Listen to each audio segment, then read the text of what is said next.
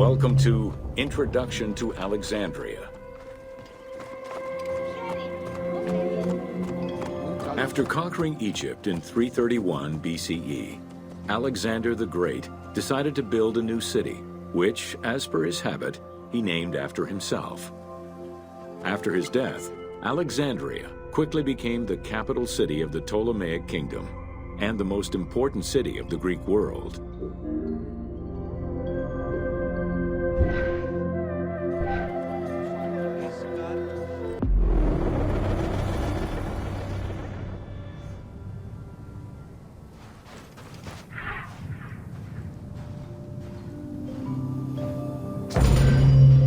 Welcome to The Origin of the Pyramid.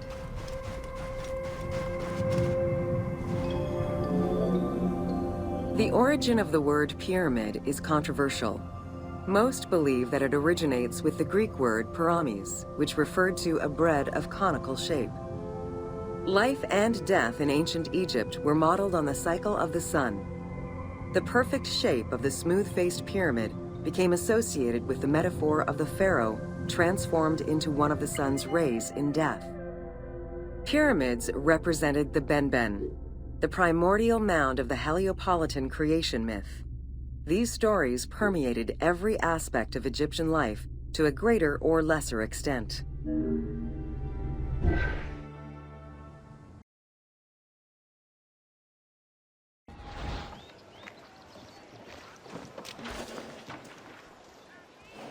Welcome to Corinth, Wanderer.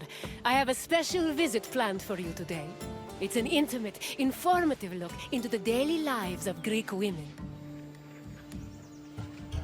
Corinth was one of the largest cities in ancient Greece. It had an estimated population of 90,000 in my times, and much of that population was made up of women. This tour will shine a light on those women and look at how they lived on a day-to-day basis. Look for me when you're done with your visit, and we can discuss things further.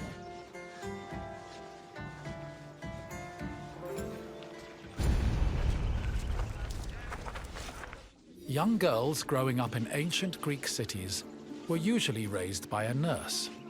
They mostly stayed in the women's quarters of the house, the gunaikon, where they spent their time spinning threads and weaving. While there is not much historical evidence of young girls at play, especially compared to boys, it was still known to happen. For example, an ancient terracotta group depicts two girls playing ephedrismos. This was a competition to see who could strike an upright rock from afar using a pebble or ball. The game's loser had to close their eyes and carry the victor until they managed to touch the same rock with their hands.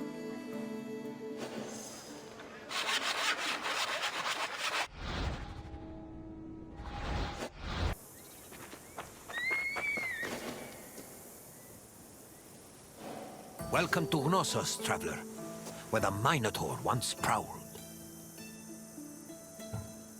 Knossos was the seat of the old Minoan civilization, where King Minos once supposedly ruled.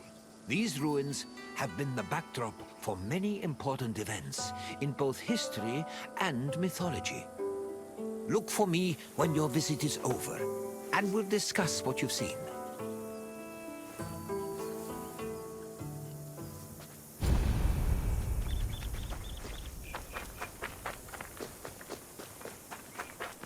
The island of Crete was first settled around 8000 BCE. Over time, significant towns and maritime trade began to develop.